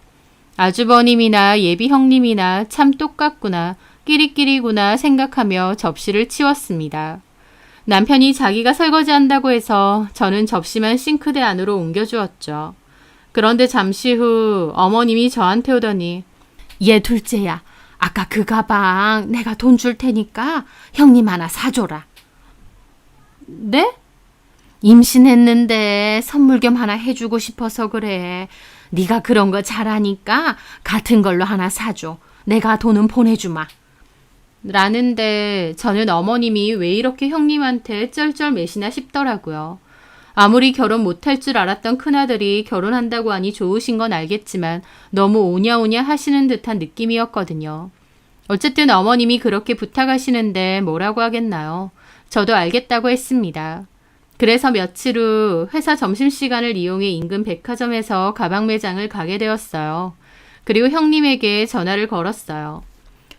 전대요 형님, 저번에 제 가방 갖고 싶다고 했죠? 어머님께서 임신한 거 축하한다고 똑같은 가방 하나 사주라고 하시네요. 그래서 제가 지금 매장인데 이게 색깔이 두 가지거든요. 제 거랑 똑같은 거 하면 되겠어요? 그렇게 물었습니다. 보통은 시어머니가 그런 고가의 선물을 준다고 하면 놀라거나 말이라도 괜찮다고 할 텐데 그 동서는 바로 한다는 말이 아, 나 그거 말고 알아서 살게. 돈으로 줘. 라는 겁니다. 어? 내가 사고 싶은 거 알아서 산다고. 그냥 돈으로 주라고. 어머님이 얼마 보내셨어? 아, 아직 안 샀어요. 사고 나면 영수증 찍어서 말씀드리려고 했는데. 그럼 샀다고 하고 돈 보내줘. 영수증 잃어버렸다고 하던지. 라면서 무슨 맡긴 거 찾는 것 마냥 당당하게 얘기를 하는 겁니다. 너무 뻔뻔하기도 하고 황당했죠. 한두 푼 하는 것도 아니고 350이나 하는 가방인데 당당하게 돈으로 달라고 하는 겁니다. 형님, 그건 아닌 것 같아요. 어머님이 가방 사주라고 하신 건데 그걸 왜 돈으로. 어머님이 나 선물 주라고 하신 거 아니야? 그렇죠. 근데 동서가 왜 그래? 어머님이 나한테 주라고 한 거잖아. 하면서 기분 나쁘다는 듯 따지는 겁니다. 아니, 형님이 애초에 제 가방 보고 갖고 싶다고 해서 어머님이 사주신다고 한 거잖아요. 그럼 어머님이 사주신다고 한 걸 사는 게 아, 나한테 선물 준다는데 동서가 왜 그러냐고. 그냥 나한테 돈으로 보내주면 내가 알아서 산다니까? 라는데 뭐 이런 게 다 있나 싶더라고요. 지가 제 가방 갖고 싶다고 해서 어머님은 좋은 마음으로 사주라고 하신 거고 저도 일부러 일하는 도중에 시간 내서 가방 사러 온 건데 말하는 싸가지가 보통이 아니었죠. 게다가 그걸 왜 돈으로 달라고 하나요? 그 꿍꿍이가 아주 웃기더라고요. 저는 열받는 걸 참고 어머님에게 물어보겠다고 했습니다. 그랬더니 이게 아씨 짜증나게 지가 사주는 것도 아니면서 하더니 전화를 끊어버리는 겁니다. 뭐 이런 게 다 했나 싶고 열받더라고요. 황당해서 전화 끊고도 한참 서 있었어요. 저는 일단 마음을 진정하고 어머니께 전화를 드렸는데 통화 중이시더라고요. 설마 그 사이에 형님이 전화했나 생각하며 한 5분 정도 뒤에 했는데 여전히 통화 중이었습니다. 그래서 기다리고 있는데 어머님이 전화가 왔습니다. 둘째야, 첫째 가방 사러 갔다며? 네, 혹시 형님이랑 통화하셨어요? 어머니, 형님이 가방 말고 돈으로 달라는데요? 나도 들었어. 지가 따로 갖고 싶은 가방이 있다더라고. 이왕이면 자기가 갖고 싶은 걸 사는 게 좋지 않겠니? 그래서 돈으로 주신다고 하셨어요? 응, 네가 일부러 시간 내서 간 건데 헛걸음 시켜서 미안하다. 나는 첫째가 하도 네 가방을 만지작거리고 좋아하길래 그게 갖고 싶은 줄 알았지. 어머님, 그렇다고 돈을 주신다고 하셨어요? 350이나? 내가 사준다고 했으니 줘야지. 다음 네 생일 때 너도 하나 사줄게. 너무 섭섭해 말고. 아니요, 어머니. 제가 섭섭한 게 아니라 저는 형님의 개념 없는 행동이 너무 열받더라고요. 어머님 딴에는 좋은 마음으로 선물 사준다고 하신 건데 돈으로 내놔라 하질 않나. 손 아랫사람이라고 해도 저한테 싸가지 없게 말하질 않나. 하지만 일단 어머님이 그러신다고 했으니 저도 알겠다고 했습니다. 그 후에 형님을 다시 마주쳤는데 형님이 자기는 이 가방을 샀다며 어머님께 보여주더라고요. 그런데 그 가방은 저도 아는 브랜드인데 가방 가격이 보통 10만 원도 안 하는 중저가 브랜드의 가방입니다. 어머님한테 350만 원을 받았는데 10만 원도 안 하는 가방 사고 나머지는 지가 꿀꺽한 거죠. 어머님은 그저 잘 샀다고 예쁘다고 하는데 지켜보는 저는 어처구니가 없었습니다. 하지만 어머님이 주신 건데 내가 뭐라고 하겠나 싶어서 꾹 참았어요. 그렇게 저녁 식사를 했는데 갑자기 나물을 먹다가 입을 확 틀어막는 거예요. 아, 어머니, 이거 시금치 상한 거 아니에요? 그 말에 어머님도 놀라서 드셔보셨습니다. 맛이 이상하니? 나는 괜찮은 것 같은데. 냄새나요. 속 안 좋아. 그래서 저랑 남편도 먹어봤습니다. 냄새는커녕 전혀 아무렇지도 않았어요. 난 괜찮은데? 당신은 어때? 나도. 그런데 그 말에 형님이 미간을 확 찌푸리는 거예요. 냄새 나거든? 저 그만 먹을게요. 하면서 젓가락을 놓더라고요. 너무 황당했죠. 멀쩡하고 신선하기만 하구만 무슨 냄새가 난다는 건지. 그리고 설령 그렇다 해도 좋게 얘기하면 되지. 기껏 음식 차려주셨는데 말하는 싸가지가 너무 심했죠. 어머님은 다른 거 먹으라고 황급히 그 반찬을 치우시는데 형님은 안 먹겠다고 그러더라고요. 저는 형님의 행동이 너무 이해가 안 됐죠. 역시나 식사 끝나고 나서는 형님과 아주버님 빼고는 가족들이 다 상을 치웠습니다. 심지어 제일 연장자이신 아버님까지도 그릇 옮기는데 가만히 놀고 있는 아주버님과 형님은 너무 얄밉더라고요. 남편이 그날도 설거지를 한다고 해서 저는 과일을 잘랐습니다. 형님은 아주버님이랑 거실 소파에 앉아서 폰게임을 하고 있더라고요. 와, 눈치도 안 보네. 신기한 성격이다 싶을 정도였죠. 그리고 나중에 형님이 주방으로 물을 마시러 들어오는데 저한테 그러는 겁니다. 동서, 나중에 반찬 쌀 때 아까 그 상한 반찬은 좀 빼줘. 그냥 버려. 냄새 나니까. 라고요. 그래서 저도 그랬죠. 형님, 어른이 신경 써서 음식 해주셨는데 거기다 대고 그렇게 말하는 건 좀 아니지 않아요? 그런데 형님이 저를 노려보더니 그러는 겁니다. 냄새 나는 걸 난다고 하는데 왜 시비야? 그럼 그걸 참고 먹어? 하는데 저도 너무 열받더라고요. 시비? 지금 말 다 했어요? 내가 뭐라고 했다고 따지냐고. 내가 어리다고 만만해?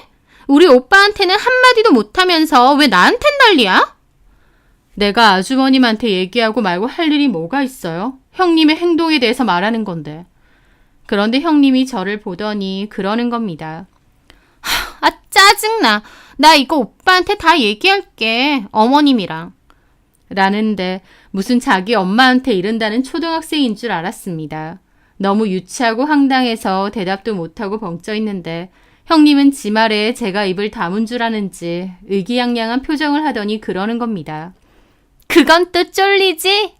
이번엔 내가 그냥 넘어가는데 앞으로 또 나한테 이딴 식으로 굴었단 봐. 나이 좀 많다고 나 이겨먹을 생각하지 마. 나 그렇게 호락호락한 스타일 아니거든?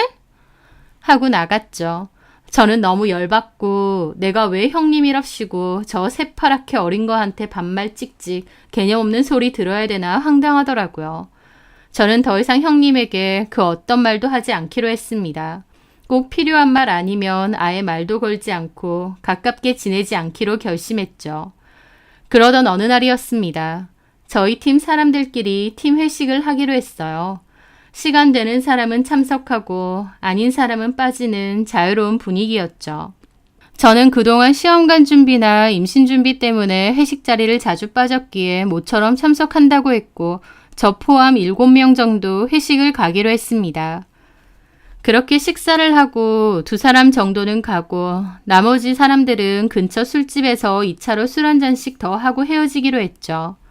남아있는 사람들은 회사 안에서도 친하고 비슷한 직급의 또래들이었기에 더욱 편했습니다. 그렇게 인근 술집으로 가게 되었는데 칵테일도 팔고 맥주도 파는 자유로운 분위기의 술집이었어요. 크기도 크고 다양한 연령대가 오는 인기 많은 곳이었죠. 거기서 술도 먹고 맛있는 안주도 먹으며 이런저런 대화를 나눴습니다. 권 과장, 오늘은 웬일로 술 좀 먹네? 오랜만에 회식인데 좀 먹어줘야지. 그리고 스트레스가 많아서 술이 막 절로 들어가. 스트레스가 많아? 혹시 나님 때문에? 에휴, 요즘 그걸로 스트레스 받는 사람 많더라. 내 주변도 많고. 그것도 속상한데 하여튼 이래저래 집안일 때문에 더 그래. 자세히 말하긴 그래도. 아휴, 뭔 일인지 모르지만 한 잔 먹고 풀어. 그렇게 술을 한 잔씩 하는데 화장실 갔다 온다던 후배 직원이 짜증을 내며 오는 겁니다. 아, 짜증나. 이대리, 화장실 갔다 오더니 왜 이렇게 짜증이야? 무슨 일 있었어? 아, 방금요. 화장실 갔는데 세면대 2개 중 하나는 고장났고 하나밖에 안 되더라고요. 근데 어떤 여자가 막 통화하고 화장 고치면서 세면대를 차지하고 안 나오는 거예요. 뒤에서 계속 기다리는데. 그래서 저기요, 안 쓰실 거면 좀 나오시죠. 그랬는데 그 여자가 나 확 째려보더니 쓸 건데요? 그러는 거예요. 어머, 그래서? 그러더니 갑자기 전화를 탁 끊고 손을 막 씻는 거예요. 그리고는 막 물을 튀겨요. 제가 지금 뭐 하시는 거예요? 했더니 손 씻는 거 처음 보냐고 딱 그러는데 눈빛도 그렇고 완전 미친년이구나 싶더라고요. 술도 좀 된 것 같고. 진짜 기분 나빴겠다. 근데 그런 사람 건드리지 마. 무슨 일 날 줄 알고. 그러니까요. 그래서 아유 똥이 더러워서 피하지 무서워서 피하나 싶은 심정으로 그냥 참고 나왔다니까요. 요즘은 미친 인간들이 많아서 이상하다 싶으면 그냥 피해야 돼. 딱 봐도 나이도 어리고 개념도 없어 보이는데 아 저기 있네요. 저 테이블. 남자들도 딱 지 같은 사람들이랑 왔네. 하면서 후배가 제 뒤쪽 테이블을 슬쩍 가리키더라고요. 저와 다른 동료는 고개를 돌려 슬쩍 쳐다봤습니다. 그런데 저는 거기서 두 눈을 의심할 수밖에 없었어요. 그 테이블은 남자가 셋, 여자가 하나 있는 자리였는데요. 그 자리에 있는 유일한 여자는 바로 저희 형님이었으니까요. 저는 순간 술을 먹어서 내가 잘못 봤나 싶었는데 분명 다시 봐도 형님이었어요. 남자들하고 술을 마시는데 다른 것보다 형님은 임신 중이잖아요. 말이 안 된다고 생각했습니다. 혹시 닮은 사람인가? 계속 생각했죠. 술집이라서 어둡고 저도 술에 취했으니까요. 제 심각한 표정에 옆자리 동료가 물어봤죠. 왜 그래? 아는 사람이야? 어? 아니, 그게 아무래도 우리 형님 같아서. 저는 곤혹스러운 기분으로 답했습니다. 형님? 자기 아주버님 얼마 전에 결혼했다고 했지? 나이 많이 어린 형님 생겼다고. 맞아. 네? 저 화장실 개념 없는 여자가 권 과장님 형님이라고요? 그런 것 같기도 하고 아닌 것 같기도 하고 긴가민가 하네. 에이, 설마 임신해서 결혼했다고 하지 않았어? 임산부가 이 늦은 시간에 그것도 남자들이랑 술을 마신다고? 딱 봐도 엄청 먹은 것 같은데. 그러니까 나도 이게 뭔가 싶어서. 아닌가? 그 말에 후배가 슬쩍 그러더라고요.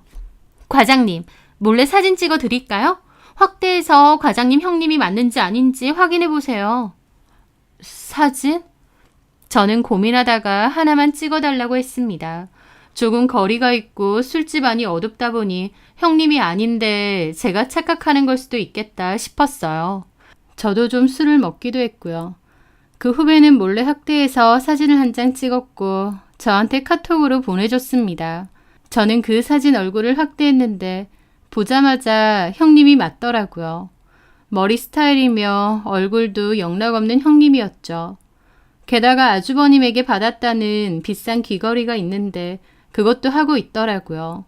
100% 형님이었습니다. 와, 진짜 개념이 없구나 싶었습니다. 게다가 아주버님은 이런 사실을 아나 싶기도 했어요. 맞아요? 맞아. 이 귀걸이까지. 이것만 끼고 다니거든. 세상에, 그럼 저 여자가 임산부라고요? 하긴 몸은 말랐는데 지금 보니까 배는 좀 나오긴 했어요. 근데 저렇게 꽉 끼는 옷을 입고 술까지? 저는 너무 황당했습니다.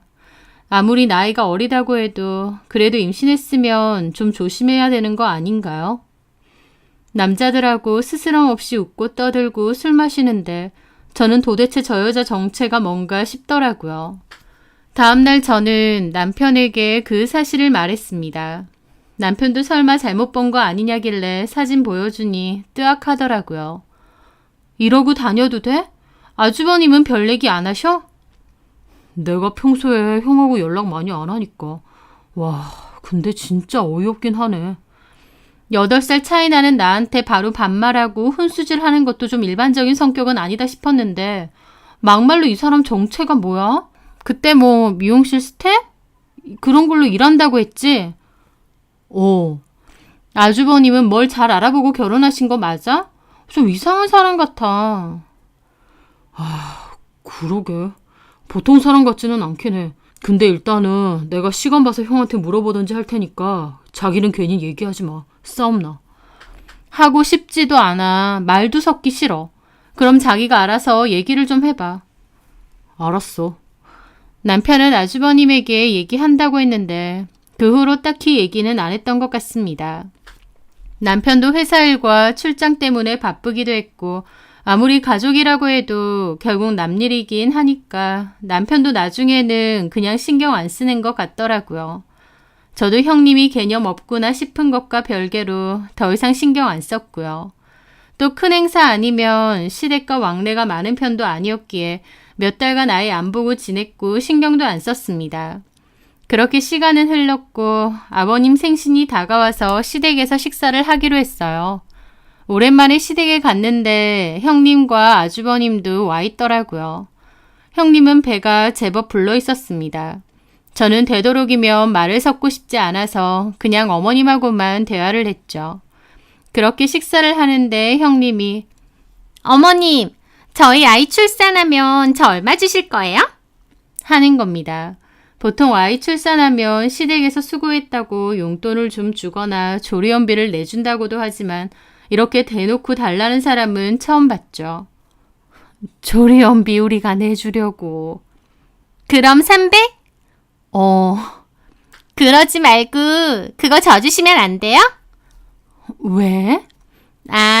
저희 이모가 자기 집에 와 있으래요. 이모가 도와주신다고. 굳이 비싼 조리원 가 있지 말라던데. 어머, 친정 어머님하고 이제 연락해? 엄마 말고 이모가요. 이모가 예전에 산부인과에서 일한 적도 있고 간호사예요. 지금은 안 하시고. 어머, 그래? 저도 사람 많은 조리원보다는 그게 나은데 그렇다고 이모네 공짜로 있을 순 없잖아요. 그렇지. 그거 그냥 돈으로 주시면 안 될까요? 어머님도 조금 놀라시긴 했지만 알겠다고 하셨습니다. 그걸 듣는 저는 참 어이가 없었죠. 시부모님은 아주버님과 형님 사는 집 전세금도 해주셨어요. 형님이 결혼 문제 때문에 친정에서 쫓겨났다고 하니까 꽤 좋은 아파트로 전세도 얻어주셨던 거죠. 나중에 여력되면 사주겠다고 일단 전세로 살고 있으라고요. 그 외에도 어머님이 이래저래 용돈이며 생활비도 좀 주신 걸로 아는데 염치도 없고 당연한 줄만 아는지 조리원비까지 그냥 현금으로 달라는 겁니다. 진짜 개념 없다 생각했죠. 그런데 형님이 이번엔 저희 남편더러 도련님, 예? 도련님네는 뭐 해주실 거예요? 우리 애 낳으면? 하면서 빌려준 거 받는 것 마냥 당당히 요구하더라고요. 저희 남편도 다소 황당한 얼굴이었죠. 당연히 아주버님과 형님이 출산을 하면 미우나 고우나 가족이니까 선물은 할 생각이었습니다. 100만 원대의 프리미엄 유모차나 원목 침대가 어떨까 생각하고 있었죠. 그런데 대놓고 물어보니 진짜 황당하더라고요. 아, 유모차나 침대 둘 중 어떤 게 나으세요? 한 100만 원? 예. 둘 다 대기업 다닌다더니 좀 짜네. 그냥 돈으로 주세요. 제가 알아서 살게요. 예? 100만 원 돈으로 주시라고요. 형님이 당당하게 돈 내놓으라는데 아주버님은 옆에서 말릴 생각도 없이 갈비만 뜯고 있더라고요. 와, 진짜 개념 없는 부부구나 싶었죠. 남편이 당혹스러워하길래 제가 작게 소근거리며 그랬습니다. 그냥 줘. 괜히 물건 고르는 것보다 돈으로 주는 게 깔끔해. 아, 그럴까? 제 딴에는 남편에게 작게 말했는데 그걸 들은 형님 표정이 엄청 안 좋더라고요. 그리고서 식사 후 저한테 잠깐 따라오라고 하는 겁니다. 마당으로 갔는데 형님이 그러더군요. 동서, 거지한테 적선해? 네? 말하는 게 너무 기분 나쁘잖아. 그냥 주라니. 내가 거지야? 속으로는 너 하는 짓이 거지잖아요 하고 싶은데 참았습니다. 돈으로 달라면서요. 그래서 준다는데 뭐가 문제예요? 내가 아무리 어려도 윗사람이야. 형님이고. 그래서요. 내가 형님한테 반말을 했어요? 뭘 했어요? 선물 대신 돈 달래서 주겠다는데 왜 난리예요? 와, 싸가지 마라. 라는데 그 순간 저도 머릿속에 있는 인내심의 퓨즈가 끊기더라고요. 저도 이판사판이다 싶어서 눈이 돌아 따졌죠. 뭐? 싸가지? 이게 진짜 보자 하니까 말 다 했어? 제가 갑자기 폭주하니까 형님도 놀라더군요. 뭐야? 지금 나한테 한 말이야? 그럼 너한테 하지. 여기 너밖에 더 있어? 형님 대접해주니까. 야, 아무리 네가 아주버님하고 결혼했어도 나이로 치면 8살이 많아 내가. 보통 그런 경우면 서로 존댓말 하던지 조심스러운 게 일반적인데 너는 개념이 없니? 돈으로 달래서 주겠다는데 왜 난리냐고. 저도 참다 터진 거였죠. 그 말에 형님도 씩씩거리더라고요. 와, 진짜 개념 없네. 막 나가네. 어머님 앞에서도 그렇게 해보지. 우리 오빠 앞에서도 해보고. 할게. 상관없어. 보자 하니까. 너 다 잃을 거야. 완전 미친년이네. 뭐? 미친년? 그래. 임신도 못하는 주제. 너 나이 많아서 임신 못하는 거 아니야? 너 이거 다 잃을 거야. 일러. 지금 당장 일러. 너 그나마 임산부라서 내가 참는 거야. 아니었으면 네 머리털 여기서 다 뽑혔어. 그렇게 저와 형님은 큰 소리가 났고 집안에 있던 시부모님과 아주버님, 남편도 쫓아나왔죠. 무슨 일이냐고 했고 형님은 자기가 어려도 손윗사람인데 제가 욕하고 야야 거렸다면서 바로 이르더라고요. 게다가 임산부인데 한 대 치려고 했다고 없는 소리까지 지어내고요. 아주버님은 형님 말 듣자마자 저한테 삿대질하고 따지는 겁니다. 평소에 별로 둘이 사이 좋아 보이지도 않았는데 이럴 때는 일심동체더라고요. 재수 씨, 개념이 없어요? 아무리 어려도 형님은 형님인데 이런 식으로 나오면 안 되지. 하길래 저희 남편도 앞을 막아서고 따졌습니다. 이 사람이 오죽하면 그럴까? 동서 사이라도 서로 예의를 지켜야 되는데 이 사람만 지키면 돼? 이 새끼가 형 앞에서 지 마누라 역성도네? 그럼 네 마누라가 잘했냐? 어따 대고 네 마누라 어쩌고 그래? 사람 살살 긁어대는 게 누군데? 뭐야 이 새끼야? 하더니 저희 남편 멱살을 잡는 겁니다. 너는 예전부터 개념이 없었어. 공부 잘한다고 엄마 아빠가 우쭈쭈 한다고 잘난 척이나 하고 형 무시나 하고. 형이야말로 개념 없는 게 누구더러. 엄마 아빠 등골이나 빼먹는 주제. 이제 애 아빠 되는데 정신 좀 차려라. 뭐야? 그러면서 저희 남편을 치는 겁니다.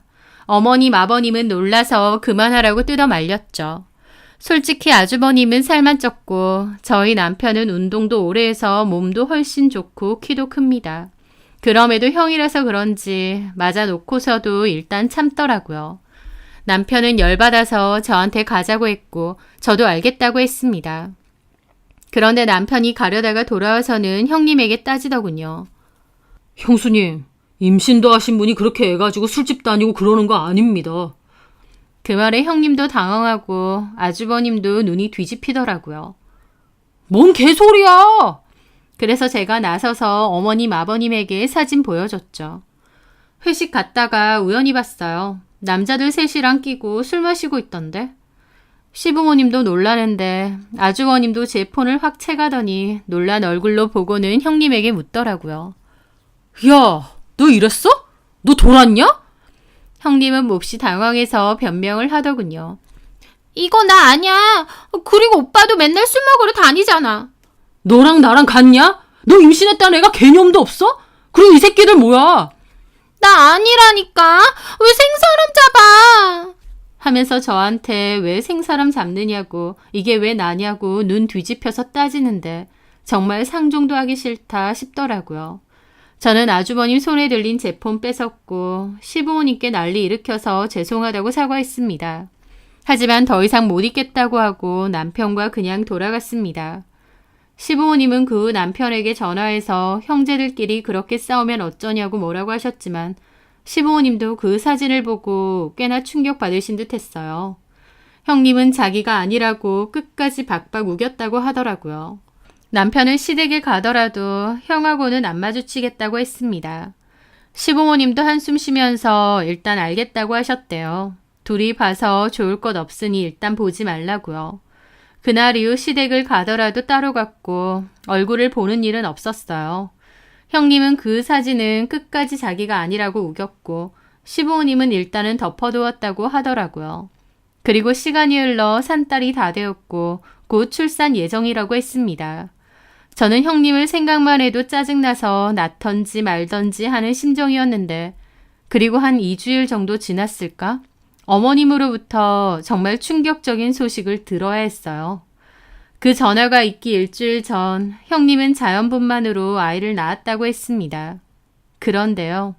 아이를 막상 출산하고 보니 시댁 식구들과 아주버님까지 경악을 했대요. 왜냐면 낳은 아이가 피부가 까무잡잡하고 딱 봐도 혼혈처럼 보였다는 겁니다. 그냥 봐도 절대 아주버님과의 사이에서 낳은 아이가 아니었다는 거예요. 아이를 본 시부모님이 경악을 했고 아주버님도 정신이 나가서 형님에게 따졌대요. 그런데도 형님은 아주버님에 맞다고 끝까지 박박 우기더랍니다. 이게 우긴다고 될 문제가 아닌데도요. 아주버님 열받아서 바로 친자검사 진행했는데 긴급으로 해도 이틀 정도 걸린다고 했다더군요.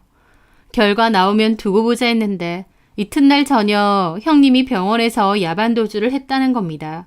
애를 놔둔 채로요. 애 낳고 몸도 제대로 못 풀었을 텐데 그냥 도망을 간 거예요. 그냥 간 것도 아니고 그 와중에 집에 돈 될 만한 것까지 훔쳐서 도망갔다고 했습니다. 산모가 도망간 것도 충격인데 마침 도착한 친자 확인 결과지를 보니 역시나 아주버님의 친자가 아니더래요. 아주버님은 잡히면 가만 안 둔다고 난리치고 시부모님도 너무 큰 충격이었다고 했습니다. 그 얘기를 전해 듣는데 애만 너무 불쌍하더라고요. 개념 없는 형님, 아니 그 여자 때문에 태어난 애는 뭔죄인가 싶고 상상 이상으로 미친 여자구나 싶고요. 아주버님은 아이 얼굴도 보기 싫다고 했고 시부모님은 일단 아이를 병원에 계속 둘 수가 없어서 데리고 왔답니다. 그러면서 경찰에 신고도 하고 따로 알아도 보고 있다가 겨우 김효주 부모님과 연락이 됐답니다. 김효주가 자기 부모님이 결혼 반대해서 연락 끊었다더니 그게 아니라 그 부모님은 딸이 결혼한 사실도 아예 모르더라고요. 멀리 지방에 사시는데 김효주는 고등학교 졸업하고 집을 나갔고 연락도 거의 안 하고 살았대요. 그런데 갑자기 결혼했고 임신했고 애도 낳았는데 그 애가 또 엉뚱한 남자의 애다라는 충격적인 사실을 한 번에 다 듣게 된 거죠. 저희 시부모님은 어쨌든 우리 집 아이가 아니고 김효주가 출생한 애라고 했고 오랜 설득 끝에 결국 김효준의 부모님이 아이는 데리고 가기로 했답니다. 그 부모님도 딸 자식 잘못 둔 덕에 날벼락이겠죠. 그렇게 태어난 아이도 너무 불쌍하고요. 간절한 저희 부부한테는 아기 천사가 오지 않는데 그런 개념 없는 인간한테는 어찌나 아이가 잘 생기는지 기분이 참 씁쓸하더라고요. 게다가 시부모님도 자기 애가 아니니까 바로 나 몰라라 하고 부모님한테 책임 떠넘기는 아주버님의 태도에 화가 많이 나신 것 같았습니다. 물론 아주버님도 그 일에 있어서는 피해자는 맞아요. 김효주가 아주버님도 속인 거니까요. 하지만 그 모든 것은 무책임하게 되는 대로 행동하며 살아온 아주버님의 탓도 있을 겁니다. 그리고 어쨌든 본인과 결혼했던 여자와 그런 일이 있었으면 본인이 수습도 해야 되는데 부모님만 믿고 나 몰라라 한 거죠. 그저 부모님이 다 오냐오냐 하고 알아서 해주니까 그 나이 먹도록 생각 없이 살고 그런 여자한테 돈이나 뜯기고 그 뒷수습은 부모님이 다 하셔야 되고 그 일로 시부모님과 아주버님도 크게 싸우고 이제 너 알아서 살아라. 카페 운영하는 것도 매달 운영료 내라. 아니면 접어라 하셨대요. 아주버님은 자기가 결혼 사기도 당했는데 부모님까지 내친다고 발광을 떨었다는데 시부모님도 이번에는 화가 나서 단호하게 나왔다고 하더라고요. 아주버님은 진짜 끝까지 개념 없구나. 부모님이 여지껏 안 내친 것만으로도 고마운 줄 알아라 생각했죠. 하여튼 그 일로 시댁은 쑥대밭이 되었습니다. 사람 하나 잘못 들어오면 집안이 뒤집힌다는 게 뭔지 알겠더라고요. 그 뒤로 한 달 정도 뒤에 집에 있는 돈과 물건들 들고 도망갔던 김효주가 잡혔다고 했어요. 경찰서에 가서 아주버님과 시부모님이 가서 애아빠 누구냐고 했더니 아마 나이트에서 놀았던 외국인인 것 같은데 잘 모른다고 했답니다. 자기는 아주버님 앤 줄 알고 결혼한 거라고 끝까지 우기고요. 자기도 애 낳고 너무 놀라서 도망간 거라는데 그러면 그 와중에 돈은 왜 들고 도망간 건지 인생 한번 제대로 막장으로 살더라고요. 그렇게 시댁은 한번 난리가 난 뒤 겨우 다시 일상생활로 돌아왔습니다. 저랑 남편은 그 사이에서 직접적으로 뭔가를 한 건 아니지만 그래도 덩달아 스트레스도 많이 받고 기도 많이 빨리더라고요. 시부모님은 너무 큰일도 겪은 데다 갑자기 손주가 생긴 줄 알았다가 아니게 되어서 상심도 큰 모양이었어요. 그래서 다시 저희가 더 노력했으면 하시던데 저희는 마음을 좀 달리 먹었습니다. 그냥 하늘의 뜻에 맡기고 여력이 될 때 다시 준비해보자 아니면 말자라고요. 엄청난 일을 겪고 많이 초연해진 기분도 들고 언젠가 인연이 닿는다면 저와 남편에게도 사랑스러운 아이가 생기겠죠. 만약 아니라고 해도 또 받아들이고 잘 살자고 결론을 지었습니다. 오히려 그런 일을 겪고 나니 너무 임신에 집착 말고 편안하게 살자 싶더라고요. 참 엄청난 일을 겪었지만 시간이 약이라고 또 시간이 흐르니 평온해지네요. 저도 마음을 놓고 받아들이는 법을 많이 떠올리며 살아가려 합니다. 제 사연 들어주셔서 감사합니다.